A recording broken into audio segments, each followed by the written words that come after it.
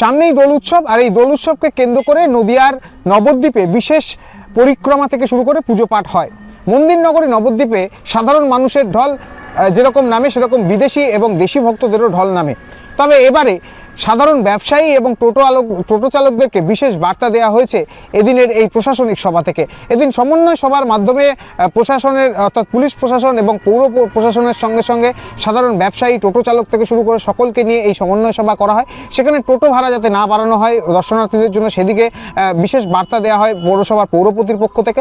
অপরদিকে পুলিশ প্রশাসনের পক্ষ থেকে জানানো হয়েছে কোনো রকম ডিজে নয়, পুরোপুরি সনাতনী সংকীর্তন যেরকম চলে সেই সংকীর্তন চিরাচরিত নিয়ম মেনে যেভাবে পরিক্রমা হয় সেভাবেই পরিক্রমা করা হবে। যদি কেউ পুলিশের নিয়ম না মানে তাহলে কিন্তু তাদের বিরুদ্ধে পদক্ষেপ নেওয়া হবে।